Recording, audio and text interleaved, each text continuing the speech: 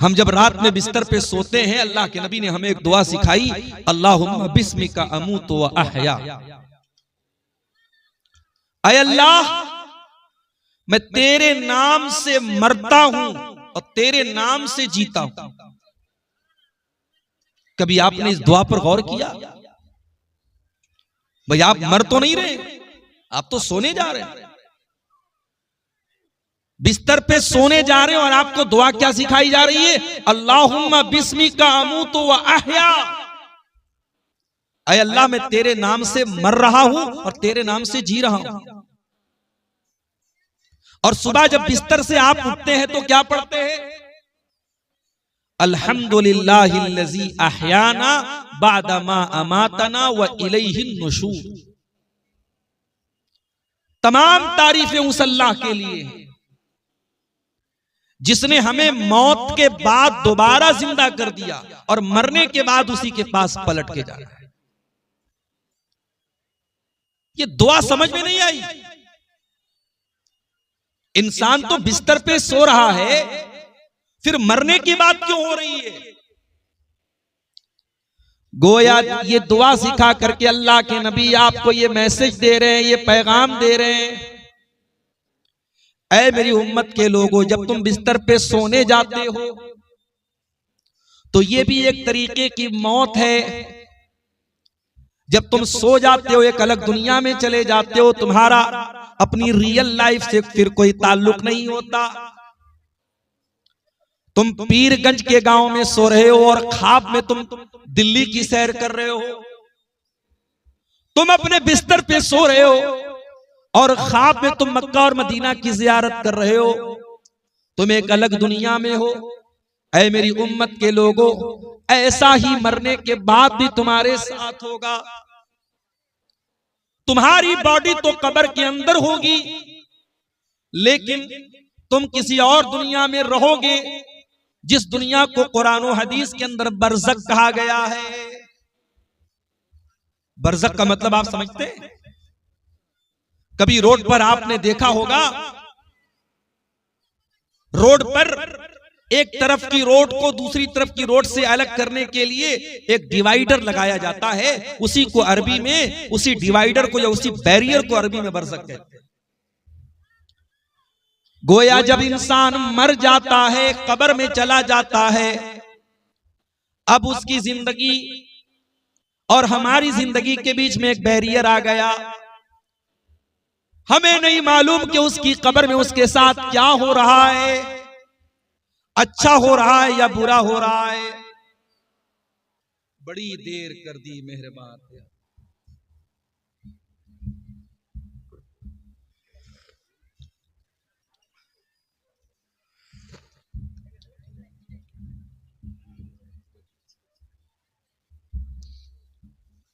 मरने के बाद इंसान जब कब्र के अंदर है, बरज़ख की जिंदगी वो गुजार रहा है।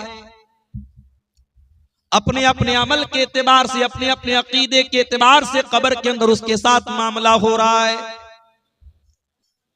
और यहां एक बात और नोट कर लीजिए, कितना ही बड़ा कोई आलिम दीन क्यों ना हो, कितना ही बड़ा नमाजी क्यों ना हो, कितना बड़ा मुत्तकी क्यों ना हो, कब्र सबको पकड़ करके दबोचेगी। जब इंसान मरने के बाद कब्र में जाएगा, एक मर्तबा कब्र सबको पकड़ेगी, एक मर्तबा कब्र सबके ऊपर टाइट होगी।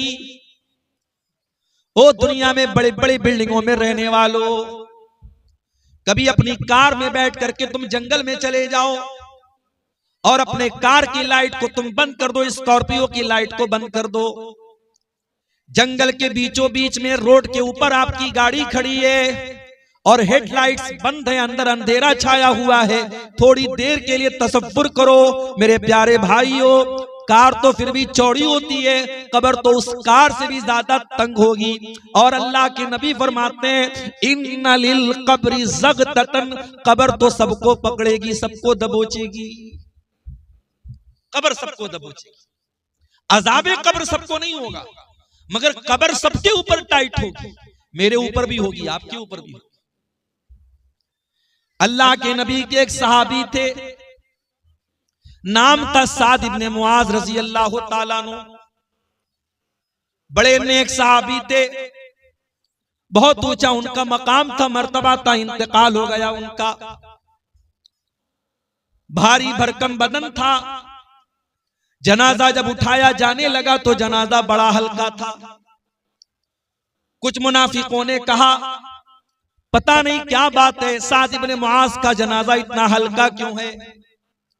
अल्लाह के प्यारे नबी ने फरमाया इन्न लहू हमलतन गैरुकुम, ऐ मेरे सहाबा, साद इब्ने मुआज के जनाजे में फरिश्ते भी शामिल है। 70,000 फरिश्ते उनके जनाजे में शामिल थे।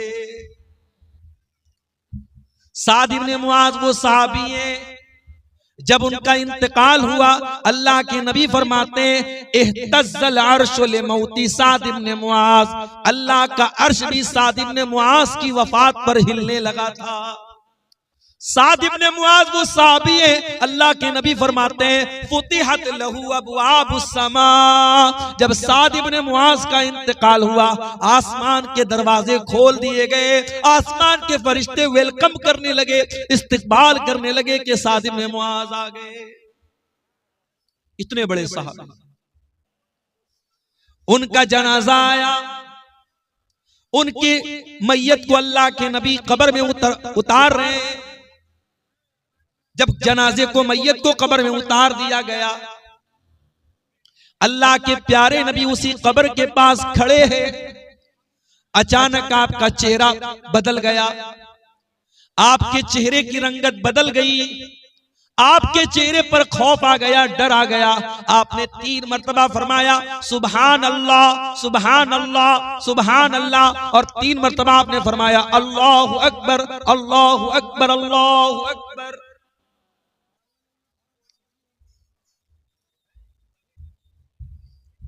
सहाबे किराम ने अपने नबी को सुभान अल्लाह पढ़ते हुए देखा। 3 मर्तबा सहाबा ने भी सुभान अल्लाह का, 3 मर्तबा सहाबा ने भी अल्लाहु अकबर का। उसके बाद सहाबा ने पूछा अल्लाह के नबी क्या बात है, आप तस्बीह क्यों पढ़ रहे हैं, आप तकबीर क्यों पढ़ रहे हैं। आपने फरमाया तज़ायक़ला साहिबिकुम अल कब्र, ऐ मेरे सहाबा, साद इब्ने मुआज की मैयत को जब कब्र में उतारा गया, उनकी कब्र उनके ऊपर टाइट हो गई, उनकी कब्र उनके ऊपर तंग हो गई। मैंने अल्लाह से दुआ की, अल्लाह ने उनकी कब्र को कुशादा कर दिया। और ऐ मेरे सहाबा, इन्ना लिल कब्रि ज़ग़ततन, कब्र सबको पकड़ेगी, कब्र सबको दबोचेगी। लौ नजा मिन्हु आदुन, अगर कोई कब्र के पकड़ने से अगर बच जाता, लनजा साद इब्ने मुआज, तो साद इब्ने मुआज बच जाते। अगर कोई बच सकता था तो साद इब्ने मुआज बच जाता, मगर कोई नहीं बचेगा। कब्र तो मुझे भी दबोचेगी मेरे भाई, आपको भी दबोचेगी। ये अलग बात है। हम और आप तो इतने पत्थर दिल हो चुके हैं कि अब कब्रिस्तान में कब्र को देख करके भी हमें और आपको मौत याद नहीं आती। कब्रिस्तान में खड़े होकर के हंसी मजाक करने वालों, कब्रिस्तान में अपने मोबाइल पर अपनी महबूबाओं से बात करने वाले बदमाश नौजवानों, कब्रिस्तान की बेहुरमती करके उसके ऊपर जुआ खेलने वाले सख्त दिल लोगों, ये कब्रिस्तान वो जगह है जिसके बारे में शायर कहता है जगह जी लगाने की दुनिया नहीं है, ये इबरत की जा है तमाशा नहीं है। ये वो कब्रिस्तान है, बड़े बड़े बादशाह, बड़े बड़े करोड़पति, बड़े बड़े अरबपति, जिन्होंने अपनी ताकत के जरिए लोगों को कुचला था, मारा था, पीटा था, जुल्म सितम किया था, आज उसी कब्रिस्तान में मिट्टी में लेटे हुए हैं और अल्लाह ताला को अपना हिसाब दे रहे हैं। यही वो कब्रिस्तान है, यही वो कब्र है। अल्लाह के नबी के दामाद, और ऐसे दामाद जिनके निकाह में नबी की 2 बेटियां आई थी। उस्मान गनी जो रुकैया के भी शौहर थे और जो उम्मे कुलसूम के भी शौहर थे, जो नबी के दोहरे दामाद थे, एक के बाद एक नबी ने 2 बेटियां उनको दी थी। उस्मान इब्न अफ़्फ़ान रज़ी अल्लाह ताला अन्हु जब किसी कब्रिस्तान के पास से गुजरते थे, जब किसी कब्र के पास से गुजरते थे, ज़ारो कतार और रोने लगते थे। किसी ने पूछा, ऐ उस्मान क्या बात है? तज़कुरुल जन्नत वला तबकी व तज़कुरुन नार वला तबकी। ऐ उस्मान, जन्नत की बात आती है तो आप नहीं रोते हैं, जहन्नम की बात आती है तो आप नहीं रोते हैं, कब्रिस्तान को देख करके क्यों रोने लगते हैं? उस्मान गनी कहते हो, लोगों मैंने अल्लाह के प्यारे नबी को ये फरमाते हुए सुना था, इन्नल कब्र अव्वलु मंजिलिन मिन मनाजिलिल आखिरा, ये कब्र आखिरत की पहली मंजिल है। उस कब्र में हम सबको जाना है मेरे साथ, और कब जाना है ये नहीं मालूम, जाना है। कोई नौजवान अगर ये समझता है अभी तो मेरी जवानी का टाइम है, 70 साल 80 साल की उम्र गुजारने के बाद मैं कब्र में जाऊंगा, माफ करना, जरा अपने गांव के कब्रिस्तान में जाके देख लेना, बड़ी तादाद में आपको नौजवानों की भी कब्रें मिलेंगी। एक हफ्ता पहले झारखंड के देवघर में मेरा प्रोग्राम था, तकरीर करके मैं बाई कार बनारस के लिए निकला। आधा घंटे के बाद जलसे के नाज़िम का मेरे पास फोन आया, मौलाना साहब यहां पर एक बहुत बड़ा हादसा हो गया। मैंने पूछा क्या हादसा हो गया?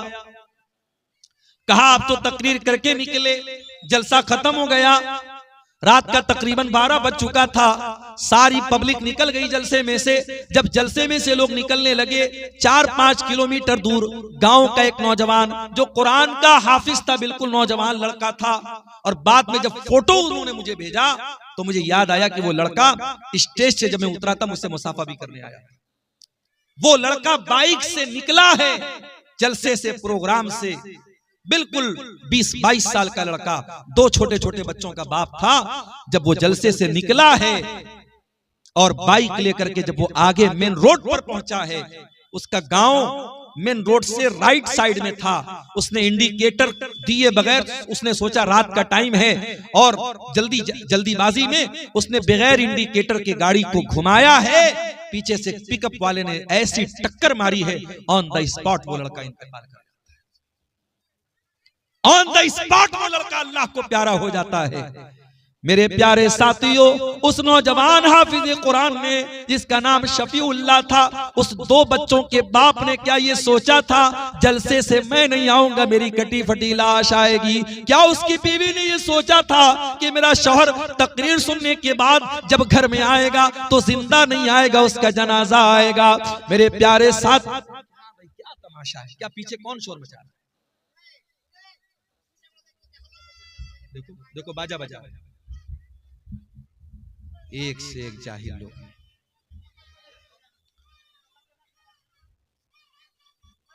क्या उसकी बीवी ने यह सोचा था कि जब मेरा शौहर तकरीर सुनकर के आएगा, उसकी मैयत मेरे घर पे आएगी, उसकी कटी फटी लाश मेरे घर पे आएगी? ओ मेरे प्यारे भाइयों, क्यों अपनी मस्तियों में गाफिल पड़े हुए हो?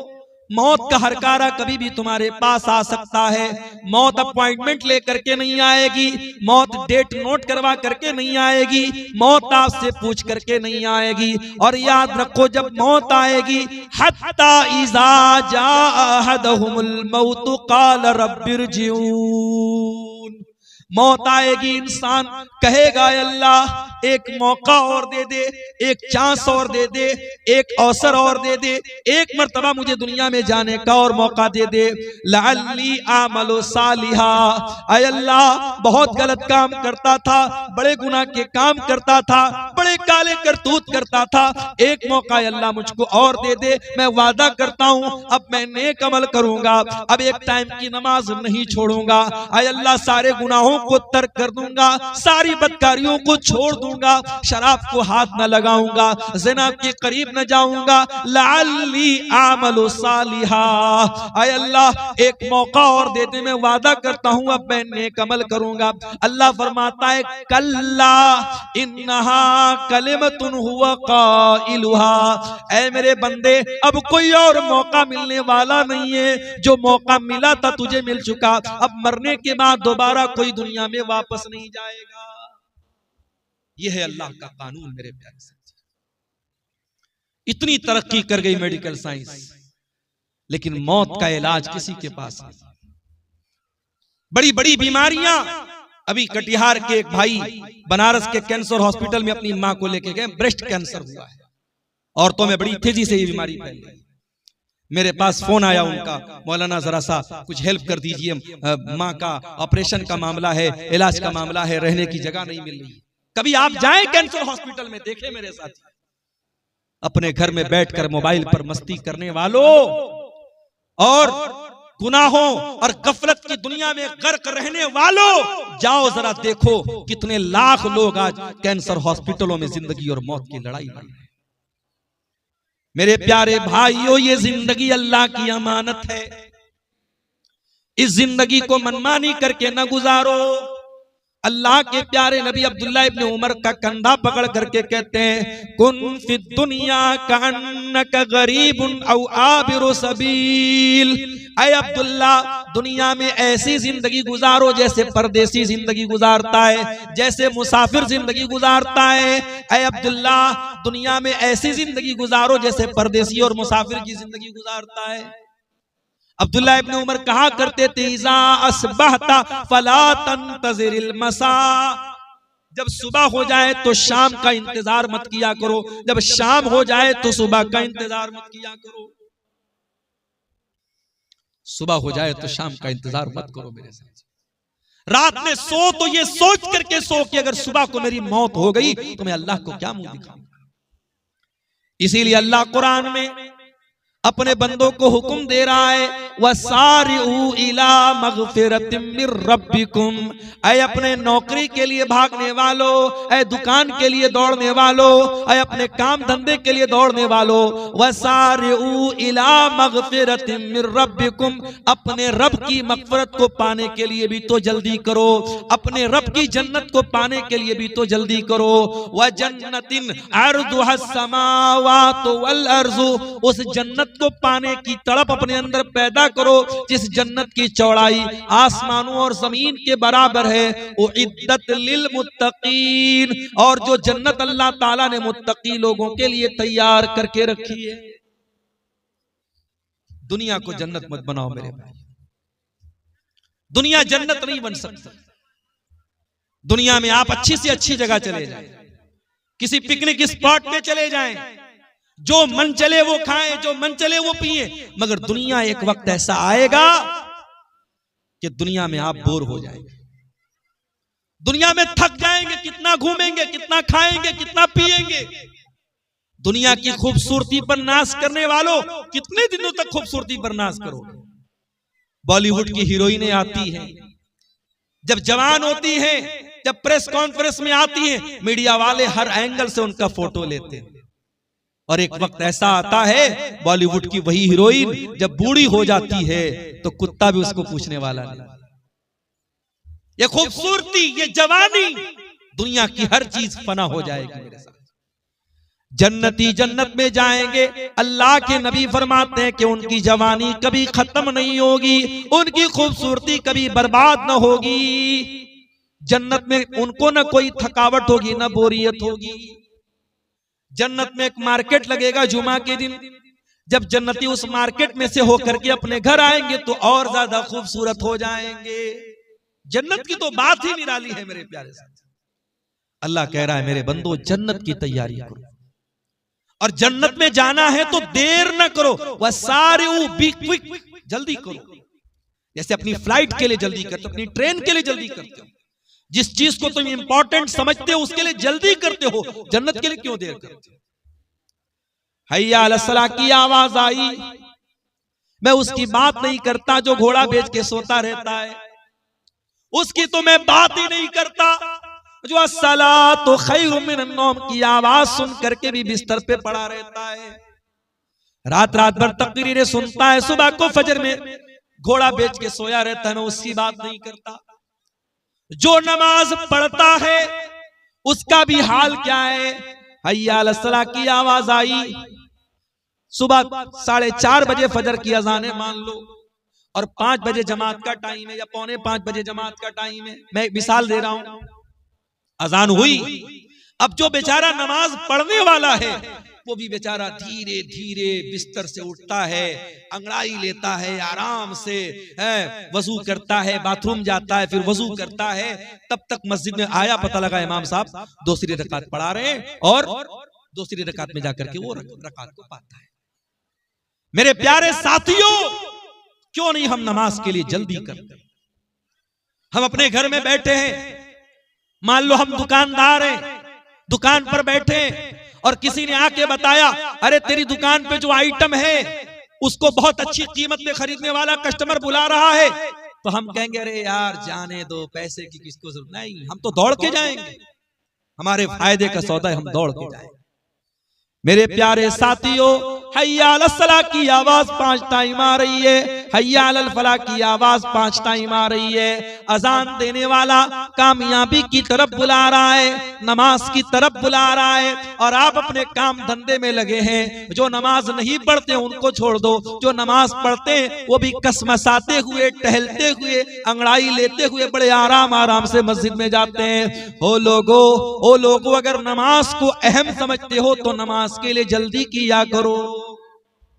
सूरह जुमा के अंदर देखिए अल्लाह क्या कहता है, या अय्युहल्लज़ीना आमनू इज़ा नूदिया लिस्सलाह, ऐ ईमान वालो, जब जुमा के दिन जुमा की अजान हो जाए, फसअू इला ज़िक्रिल्लाहि वज़रुल बैअ, तो जल्दी से दौड़ो अल्लाह के जिक्र की तरफ और कारोबार बंद कर दो। अल्लाह ने ये नहीं कहा कि आराम आराम से जाओ, अल्लाह ने कहा फसअू इला ज़िक्रिल्लाह, दौड़ करके भाग करके मस्जिद में जाओ। मतलब यहां मुराद ये है कि जल्दी करो, देर मत करो। इसीलिए जुमा के दिन जो जितना पहले आएगा उसको उतना सवाब मिलेगा। माफ कीजिएगा, आपके कटिहार में इस चीज की मैंने बहुत कमी देखी, सीमांचल के इलाके में बड़ी कमी देखी है मैंने। 12:15 बजे जुमा का खुतबा है, कभी कोई मेहमान आ गया अलग बात है, आमतौर से खुतबे में हाल क्या होता है, 12:15 बजे खुतबा शुरू होता है और एक बड़ी तादाद आवाम की मस्जिद में कितने बजे जा रही है, 12:30 बजे, 12:40 पे, 12:45 पे, जमात खड़ी होने के 5 मिनट पहले। हमारी जिंदगी में जुमा की कोई अहमियत नहीं। मेरे प्यारे साथियों, कुरान कहता है जब जुमा के दिन अजान हो जाए तो अल्लाह के जिक्र की तरफ दौड़ करके भागो, वज़रुल बैअ, और कारोबार छोड़ दो, लेन देन छोड़ दो।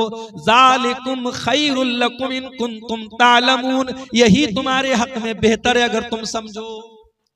फ़ैज़ा क़ुज़ियतिस सलातु फंतशिरू फिल अर्ज़ि वब्तगू मिन फ़ज़लिल्लाह, और जब जुमा की नमाज खत्म हो जाए तो फिर से अपने मार्केट में चले जाओ, अपने काम धंधे में लग जाओ और जमीन में फैल करके अल्लाह की रोजी तलाश करो। ये है इस्लाम। इस्लाम नमाज पढ़ने का भी हुक्म दे रहा है और नमाज खत्म हो गई तो कारोबार करने का भी हुक्म दे रहा है। इस्लाम घर में बैठ करके घंटा बजाने की तालीम नहीं देता है, माफ कीजिएगा, इस्लाम की तालीम नहीं है ये कि जाओ और किसी नदी में जाके डुबकी लगाओ तुम्हारे पाप धुल जाएंगे। माफ कीजिए, ये इस्लाम की तालीम है। इस्लाम में आपको कपड़ा पहनने का हुक्म दिया गया है। नंगा रहना पागलपन की अलामत है। इस्लाम में नंगा रहने को इबादत करार नहीं दिया। कभी आपने गौर किया, दुनिया के दूसरे मज़ाहिब में कोई नंगा है और नंगा रहने को वो अपने लिए इज्जत समझ रहा है। नंगा इंसान है, मर्द नंगा है, शर्मगा नजर आ रही है, औरतें आकर के हाथ जोड़ रही हैं, सजदा कर रही हैं उसके आगे। ये गंदगी, ये मजाक इस्लाम में नहीं है मेरे प्यारे साथियों। इस्लाम बड़ा ही साफ सुथरा मजाक। इस्लाम आपको निकाह करने का भी हुक्म देता है। इस्लाम ये नहीं कहता कि बीवी बच्चों को छोड़ करके कुटिया बना लो, जंगल में चले जाओ। ये ढोंग है, ये पाखंड है, ये नाटकबाजी है। इस्लाम इससे बरी है। इस्लाम ये कहता है कि निकाह भी करो, बीवी का भी हक अदा करो, बच्चों का भी हक अदा करो और अल्लाह का भी हक अदा करो।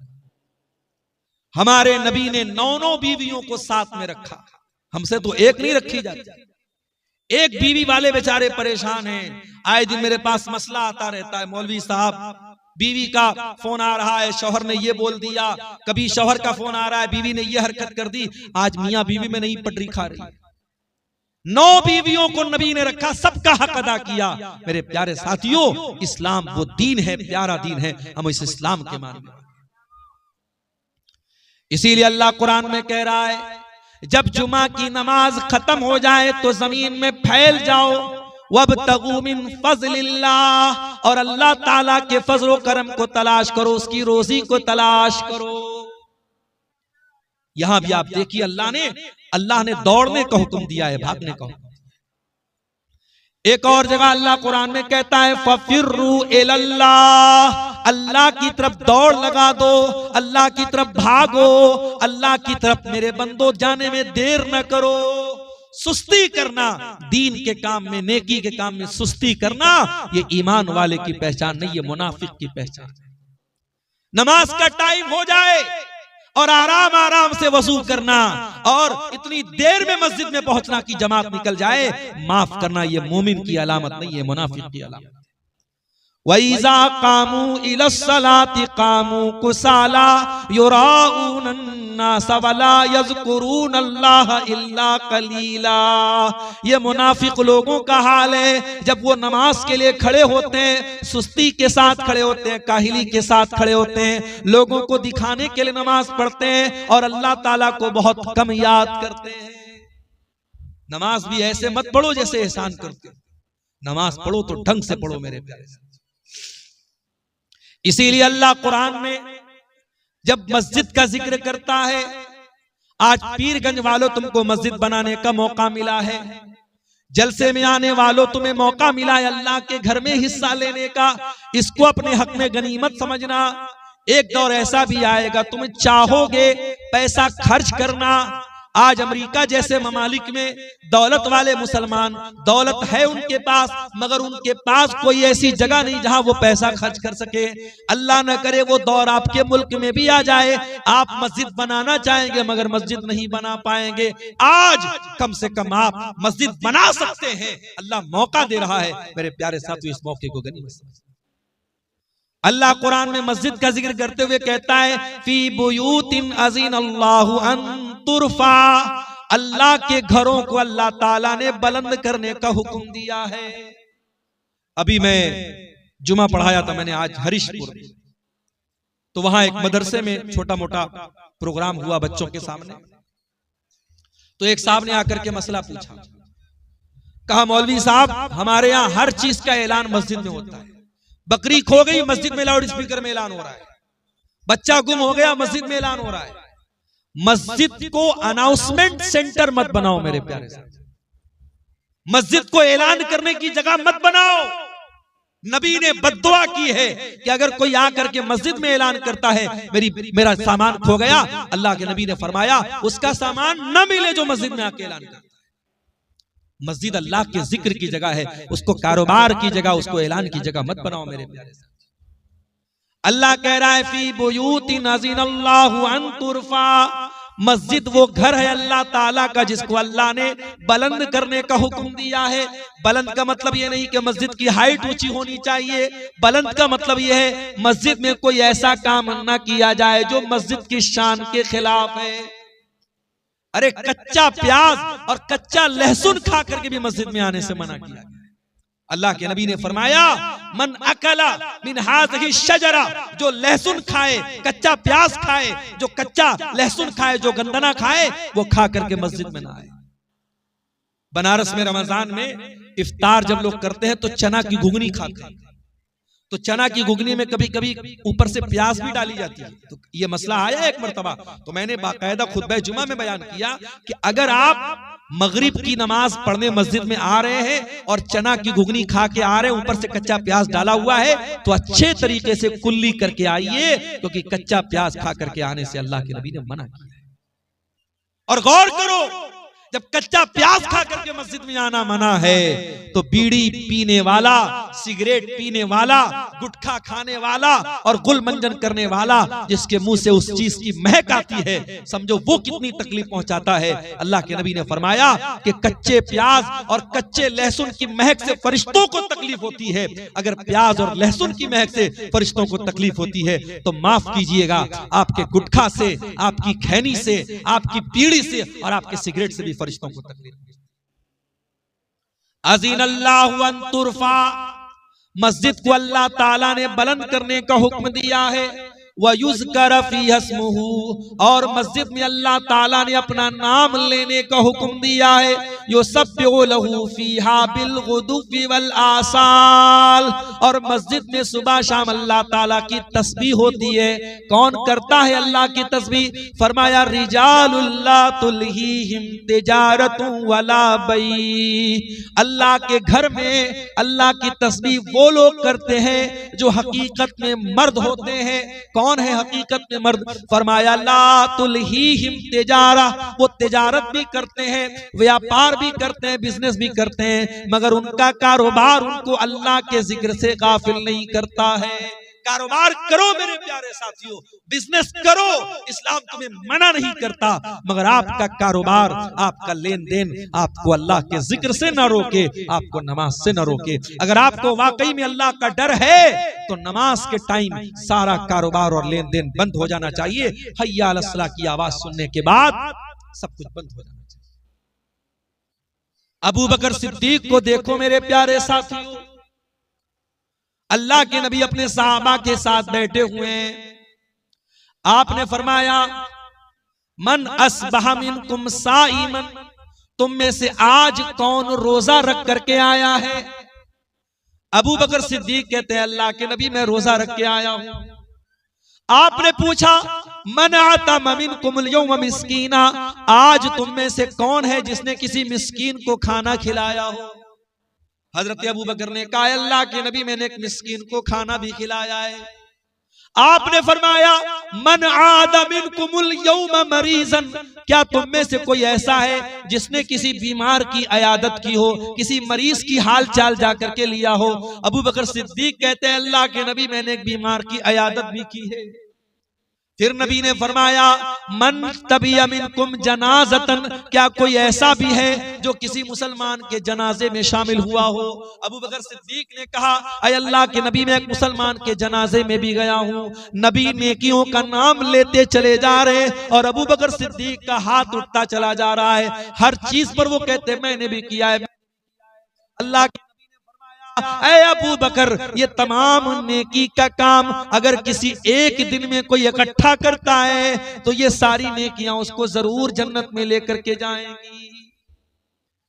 अबू बकर सिद्दीक से सीखो मेरे प्यारे साथी, नेकी करने का मौका मिले तो देर न करो, नेकी में सबकत करो, नेकी में जल्दी करो मेरे प्यारे साथी। हम और आप सर से पैर तक गुनाहों में लथपथ हैं।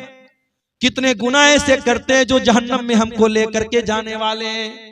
हमको अगर ये बताया गया कि सदका खैरात करने से अगर जहन्नम से बच सकते हैं तो हमें सदका खैरात करने में देर नहीं करनी चाहिए। हमको अगर बताया गया कि तौबा करने से जहन्नम से बच सकते हो तो तौबा करने में हमको देर नहीं करना चाहिए। अगर हमको बताया गया इन्नल हसनात युज़हिबन सय्यात, नेकी करो, नेकी करने से तुम्हारे पाप माफ हो जाएंगे, तुम्हारे गुनाह माफ हो जाएंगे, तो हमें नेकी करने में देर नहीं करनी चाहिए मेरे प्यारे साथियों। अल्लाह कहता, अल्लाह के नबी फरमाते हैं इत्तकुन नार, जहन्नम से बचो वलौ बिशिक्कि तमरा, अगरचे अल्लाह की राह में खजूर का एक टुकड़ा ही दे करके बच सकते हो। जहन्नम से अपने दामन को बचाओ मेरे प्यारे। गज़वे तबूक का मौका याद कीजिए, अल्लाह के प्यारे नबी अपने सहाबा से चंदे की अपील कर रहे हैं। ये चंदा मांगने का सिलसिला कोई नया नहीं है, नबी सहाबा से चंदा मांगा है। दीन का काम हर दौर में चंदे से हुआ है, सदका खैरात से हुआ है। अल्लाह के प्यारे नबी ने सहाबा से अपील की कि हमें रोमियों से लड़ने जाना है, मदीना से 700 किलोमीटर का सफर तय करना है। ऐ मेरे सहाबा आगे बढ़ो और इस कार्य खैर में हिस्सा लो, इस नेकी के काम में हिस्सा लो, जो हिस्सा लेगा मैं जन्नत की गारंटी देता हूं। सहाबे किराम, उनमें गरीब भी थे, उनमें मजदूर भी थे, उसमें थोड़े से जौ की मजदूरी पर काम करने वाले मजदूर भी थे, उनमें करोड़पति लोग भी थे। सहाबे किराम अपनी अपनी कैपेसिटी के एतबार से, अपनी अपनी ताकत के एतबार से चंदा लाए। कुछ सहाबा ऐसे भी थे जो मजदूरी करते थे, जितना कुआं खोदते थे रोज पानी पी जाते थे। उनके दिल में भी ख्याल आया नबी ने चंदे की अपील की, हमें भी कार खैर में हिस्सा लेना चाहिए। उन सहाबे किराम ने नाइट ड्यूटी में काम किया, नाइट शिफ्ट में काम किया, और जो एक्स्ट्रा मजदूरी मिली ला करके अल्लाह के नबी को ला करके दे दिया।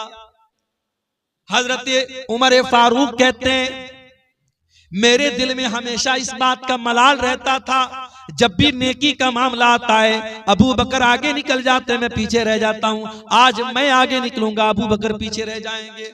उमर फारूक अपने घर आते हैं, अपने घर के सारे सामान को इकट्ठा करते हैं और आधा माल घर में छोड़ते हैं और आधे माल को पैक करके बोरे में भर करके अल्लाह के नबी के पास लाते हैं। नबी अकरम के सामने ला करके वो बोरा रखते हैं। नबी अकरम सवाल करते हैं, माँ अब कई तल अहलिक, ऐ उमर घर वालों के लिए क्या छोड़ के आए हो? हजरत उमर कहते हैं, अल्लाह के नबी घर वालों के लिए आधा छोड़ के आया हूं, आधा लेके आया हूं। घर वालों की आप टेंशन मत लीजिए, मैं आधा छोड़ के आया हूं। उमर फारूक मन ही मन बड़े खुश हो रहे हैं कि आज तो नेकी के मामले में मैं आगे निकल गया। थोड़ी देर के बाद अबू बकर सिद्दीक भी आते हैं, वो भी अपने घर का माल लेकर के आए, अपने घर का सामान लेके आए, रुपया पैसा लेकर के आए, कपड़ा लत्ता लेकर के आए हैं, बोरा भर के लेके आए, बोरा ला के रख देते हैं। अल्लाह के नबी उनसे भी सवाल करते हैं, माँ अब कई तल अहलिक, ऐ अबू बकर घर वालों के लिए क्या छोड़ के आए हो? अबू बकर जवाब देते हैं, अब कई तो लहुमुल्लाह व रसूलहू, ऐ अल्लाह के नबी मैं अपने घर में झाड़ू लगा के आया हूँ, सब साफ करके आया हूँ, कुछ भी घर में नहीं छोड़ा है। ऐ अल्लाह के नबी आज अल्लाह के दीन को मेरे माल की जरूरत है, मैं अपने बच्चों के लिए माल बचा के क्या करूंगा, अपने घर वालों के लिए माल बचा के क्या करूंगा। आज अल्लाह के दीन को मेरे माल की जरूरत है। ऐ अल्लाह के नबी मैं अपना सब कुछ लेके आया हूँ और घर वालों को अल्लाह और उसके रसूल के नाम पे छोड़ के आया हूं। उमर फारूक रोने लगे। मेरे उमर फारूक की आंखों से आंसू बहने लगे और कहा कि ऐ अबू बकर वल्लाही ला उसाबिकुका अबदा, ऐ अबू बकर उमर तेरा कभी मुकाबला नहीं कर सकता, उमर तेरे मकाम तक कभी नहीं पहुंच सकता। ऐ पीरगंज के गयूर नौजवानों, ऐ मेरी प्यारी माओ बहनों, जरा सबक सीखो साहबे किराम से, जरा नेकी के कामों में बढ़ चढ़ करके हिस्सा लिया करो, जरा आखिरत की तैयारी में आगे बढ़ा करो, जल्दी किया करो, देर न किया करो। उसी गज़वे तबूक के मौके पर एक और मंजर भी हमको देखने में आता है। मेरी नजरें बराबर घड़ी की सुई की तरफ जा रही हैं, 10 बजने वाला है, मुझे निकलना भी है। मैं बड़े अदब के साथ आपसे कुरान और हदीस की रोशनी में यह अपील भी कर रहा हूं, मस्जिद का मामला है, मैं चंदा करने वाला मौलवी नहीं हूं, मेरे बाद मौलाना जुहैर साहब भी आएंगे और उलमा भी आएंगे, वो चंदे करेंगे, वो आपसे अपने खास अंदाज में चंदा मांगेंगे। मेरे प्यारे साथियों, ये अल्लाह के घर का मामला है, इसमें देर न करना। जरा सहाबे किराम का जज्बा तो देखो मेरे प्यारे भाइयों। गज़वे तबूक का मौका था, इस्लाम की अजीबो गरीब लड़ाई है, तबूक का मौका है। अल्लाह के नबी के सहाबा में कुछ गरीब सहाबा थे, वो अल्लाह के नबी के पास आते हैं, अय अल्लाह के नबी हम भी आपके साथ गज़वे तबूक में जाना चाहते हैं, हमें भी अपने साथ लेकर के चलिए। आपने फरमाया कि ऐ मेरे सहाबा, मेरे पास सवारी का इंतजाम नहीं है, अगर आपके पास सवारी है तो आप चलिए, शौक से चलिए, लेकिन सवारी नहीं है तो मैं माजरत चाहता हूं, मैं आपको लेके नहीं जा सकता। यानी इतनी गुर्बत थी। आज तो हमारे पास लोग मसला पूछते हैं, मौलवी साहब लोन पर गाड़ी ले सकते हैं कि नहीं ले सकते, फाइनेंस पर गाड़ी ले सकते हैं कि नहीं ले सकते। अरे कौन सी मजबूरी है तेरे साथ कि तू लोन पर गाड़ी नहीं लेगा तो मर जाएगा। सहाबे किराम के पास सवारी नहीं थी, जंग के मैदान में जाना है, सवारी नहीं है, नबी ने कहा मैं लेके नहीं जा सकता। सहाबे किराम भूखे मर गए, मगर सूद और ब्याज को अपने घर में आने नहीं दिया। और मुसलमान आज सूद का पैसा गटागट खा रहा है। मेरे प्यारे भाइयों, जब नबी ने अपने सहाबा को जवाब दे दिया मैं आप लोगों को लेके नहीं जा सकता, सहाबे किराम गरीब थे, उनके पास सवारी का इंतजाम नहीं था, वो पलट करके जाने लगे। जब जाने लगे तो आंखों से कुछ आंसू छलकने लगे, आंखों से कुछ आंसू बहने लगे। नबी के सामने नहीं रोए, पलट करके रोए कि नबी देख न ले कि हम रो रहे हैं, लेकिन अल्लाह ताला सातवां आसमान के ऊपर उनके आंसुओं को देख भी रहा है और उनके आंसुओं को कुरान में बयान भी कर रहा है। अल्लाह कुरान के 10वें पारे के आखिर में फरमाता है वला अलल्लज़ीना अतौ वला अलल्लज़ीना इज़ा मा अतौक लितहमिलहुम क़ुल्त ला अजिदु मा अहमिलुकुम अलैहि। ऐ मेरे नबी, आपके पास मेरे कुछ सहाबा चल करके आए और आपने उनसे कहा कि मेरे पास सवारी का इंतजाम नहीं है। तवल्लौ व आयुनुहुम तफीज़ु मिनद्दमी। ऐ मेरे नबी, जब आपके वो गरीब सहाबा जब पलट करके जाने लगे, उनकी आंखों से आंसू बहने लगे, वो रोने लगे, वो कलपने लगे, वो रोने लगे, तड़पने लगे। हज़नन अल्ला यजिदू मा युनफिकून। उनको दर्द इस बात का है, उनको मलाल इस बात का है कि काश हमारे पास भी पैसा होता, हमारे पास भी दौलत होती तो हम भी अल्लाह की राह में आज खर्च करते। जिनके पास दौलत नहीं थी वो मलाल करके रो रहे हैं। और आज मुसलमान का हाल ये है, अपने नाजायज कामों पर, अपने हराम कामों पर लाखों की दौलत उड़ा देता है। मेरे साथी, जनवरी के शुरू में मेरा प्रोग्राम था गुजरात के वापी शहर में। अहले हदीस घराने की के लड़के की शादी थी और वापी से बारात गई थी मुंबई के इलाके मुंबरा में। मुझे वापी के लोगों ने बताया मौलाना साहब कम से कम 1 लाख रुपए का पटाखा बजा दिया है उस बारात में, उस लड़के वाले 1 लाख रुपए का पटाखा उस बारात में उसने बजाया है। और जब समझाया गया तो कहा कि लड़कों की खुशी थी, बच्चों की खुशी थी, जाने दो। जिस कौम की बच्चियां आज गुर्बत की वजह से उनकी शादियां न हो रही हो, उनके कदम बहक रहे हो, उनको नुसरत जहां से निशा सिंह बनाने की तैयारी हो रही हो, उनको मुर्तद किया जा रहा हो, जिस कौम के टैलेंटेड बच्चे आज फीस न होने की वजह से, पैसा न होने की वजह से अपनी पढ़ाई पूरी न कर पा रहे हो, उस कौम का हाल ये है कि शादी ब्याह में बारात में लाख लाख रुपए के पटाखे बजा दिए, आतिशबाजी पर लाख रुपए खर्च हो जाते हैं।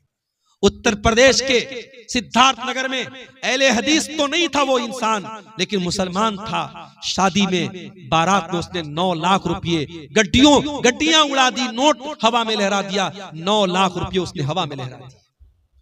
मेरे अजीजों, सहाबे किराम के पास दौलत नहीं थी, उन्हें मलाल होता था कि काश हमारे पास पैसा होता और हम अल्लाह की राह में खर्च करते। और आज हमारे पास दौलत है हमारे हराम कामों के लिए।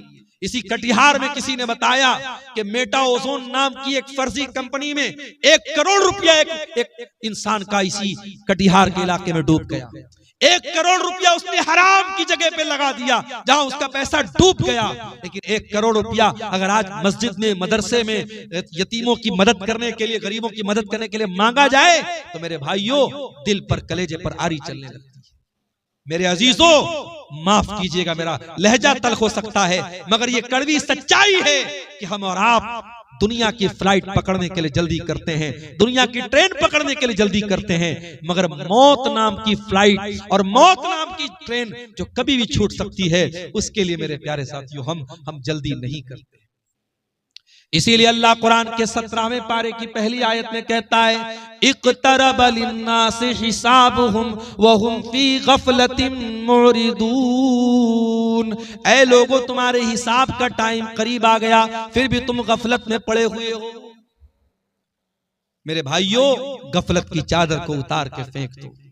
अल्लाह के वास्ते अपने आप को थोड़ा चाको चौबंद करो, थोड़ा अपने आप को सुस्ती से निकाल करके चुस्ती अपने अंदर पैदा करो। जहां दीन का मामला है, जहां अल्लाह की राह में कुछ करने का मामला है।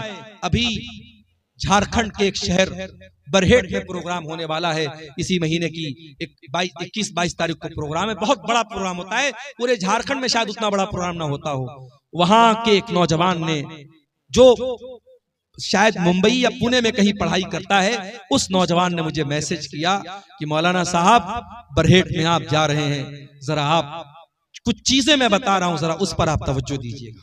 मैंने पूछा बताओ क्या बात है। उसने कहा मौलाना साहब, रात में होने वाले झारखंड के अंदर ये जलसे बहुत सारी बुराइयों का सबब बन रहे हैं। बहुत सारे जिना के वाकयात हो रहे हैं। इन जलसों के पीछे रात के इस सन्नाटे में बड़े बदकारियां और बड़े गलत काम हो रहे हैं। मौलाना अगर हो सके तो आप ये मैसेज दीजिए कि प्रोग्राम दिन में कराया जाए, और आप ये भी मैसेज दीजिए कि कौम की बच्चियां बड़ी तेजी से बेहया हो रही हैं, उनको हयादार कैसे बनाया जाए, इस पर मेहनत किया जाए। मेरे प्यारे साथियों, हमारी कौम में ऐसे भी नौजवान हैं जिनके अंदर ये तड़प है, ये दर्द है कि कौम के अंदर जहां खराबी है, जहां बिगाड़ है, जहां गलत काम हो रहा है, उसको रोका जाए, उसको खत्म किया जाए। मेरे अजीजों, ये तड़प अगर हर नौजवान के अंदर पैदा हो जाए तो इंशाअल्लाह कुछ दिनों में इनकलाब पैदा हो सकता है। जरूरत इस बात की है कि कहने सुनने से ज्यादा हम अमल करने की कोशिश करें, अपनी गफलत पर हम काबू पाने की कोशिश करें। अल्लाह से दुआ है रब्बुल आलमीन हमें कहने सुनने से ज्यादा अमल करने की तौफीक अता फरमाए। अल्लाह ताला हम सबको नेक अमल और नेक समझ की तौफीक अता फरमाए, जब तक दुनिया में जिंदा रखे, इस्लाम पर जिंदा रखे, और हम सबका खात्मा ईमान पर हो। आमीन व आखिर दावाना अल्हम्दुलिल्लाहि रब्बिल आलमीन।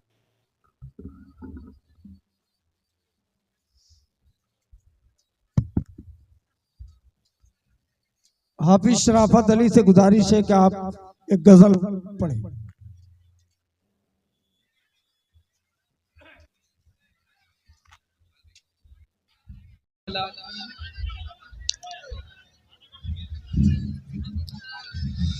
वअशहदु अन्ना मुहम्मदन अब्दुहु व रसूलुहु या अय्युहल्लज़ीना आमनुत्तकुल्लाहा हक़्क़ तुक़ातिही व ला तमूतुन्ना इल्ला व अंतुम मुस्लिमून। या अय्युहन्नासुत्तक़ू रब्बकुमुल्लज़ी ख़लक़कुम मिन नफ्सिन वाहिदह व ख़लक़ मिन्हा ज़ौजहा व बत्त मिन्हुमा रिजालन कसीरन व निसाअ वत्तक़ुल्लाहल्लज़ी तसाअलून बिही वल अरहाम इन्नल्लाह काना अलैकुम रक़ीबा।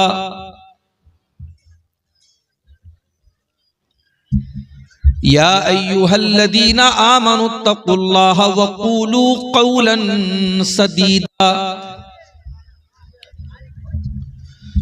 युस्लिह लकुम अअमालकुम व यग़फिर लकुम ज़ुनूबकुम वमन युतिइल्लाह व रसूलहु फ़क़द फ़ाज़ फ़ौज़न अज़ीमा।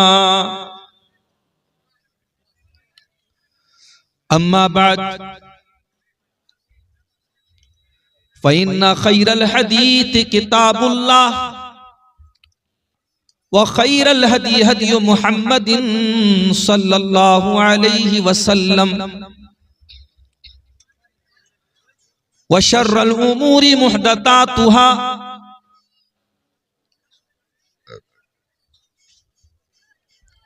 व कुल्ल मुहदसतिन बिदअह व कुल्ल बिदअतिन ज़लालह व कुल्ल ज़लालतिन फिन्नार।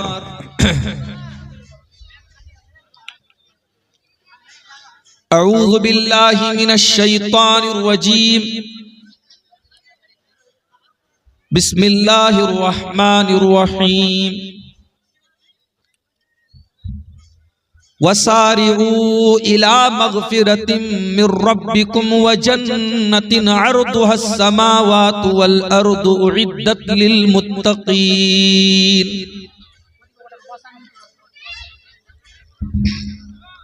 वक़ाल तआला फ़ी मक़ामिन आख़र इक़्तरब लिन्नासि हिसाबुहुम व हुम फ़ी ग़फ़लतिन मुअरिदून।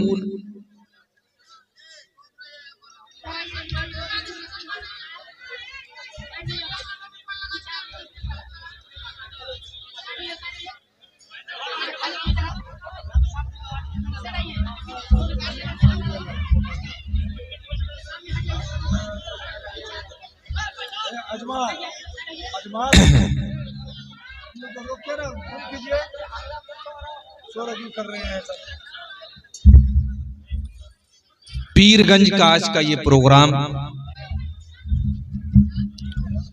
जामा मस्जिद की तामीर और तरक्की के लिए मुनक़िद हुआ है।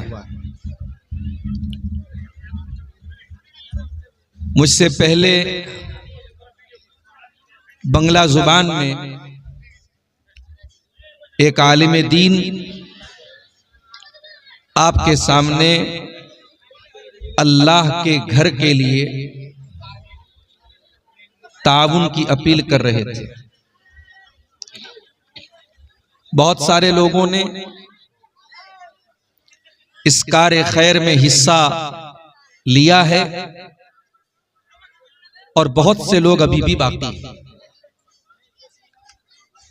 जिन भाइयों ने अभी तक आगे बढ़कर जन्नत में अपनी रजिस्ट्री नहीं करवाई, क्योंकि हम जानते हैं मस्जिद में ताउन करना समझो जन्नत में रजिस्ट्री कराना है। तो जो लोग इस कार्य खैर से अभी तक पीछे हैं, मैं बड़े अदब से उनसे गुजारिश करता हूं कि आप आगे बढ़ें। मेरे पास वक्त बहुत महदूद है। तकरीर के आखिर में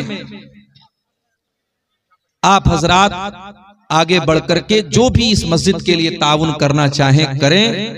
अल्लाह ताला आप सबकी रोजी रोटी में, माल में बरकत अता फरमाए और आपकी नेकियों को कबूल फरमाए।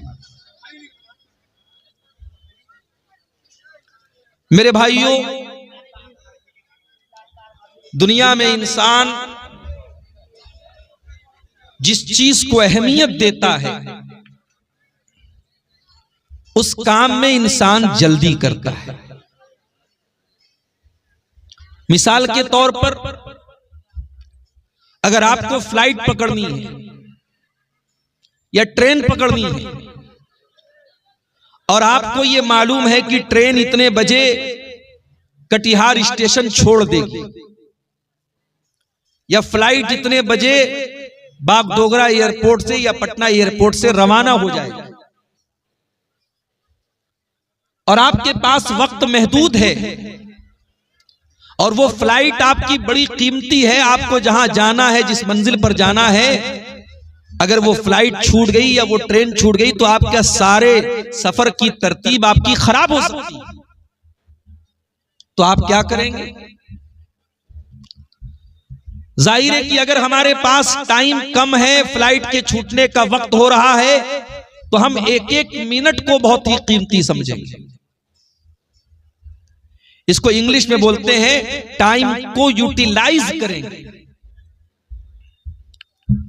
समय का सदुपयोग करेंगे, वक्त का सही इस्तेमाल करेंगे। मेरे भाइयों, दुनिया की फ्लाइट अगर छूटेगी तो ज्यादा से ज्यादा यह होगा कि आपका 8,000 का 10,000 का टिकट बर्बाद होगा। दुनिया की ट्रेन अगर छूटेगी तो ज्यादा से ज्यादा यह होगा कि आपको दिल्ली कल पहुंचना था, परसों पहुंचे। लेकिन एक सफर ऐसा है जो हम सबको करना है और उस सफर में ट्रेन कब छूटेगी हम नहीं जानते। हो सकता है कल ही हमारा सफर आखिरत शुरू हो जाए,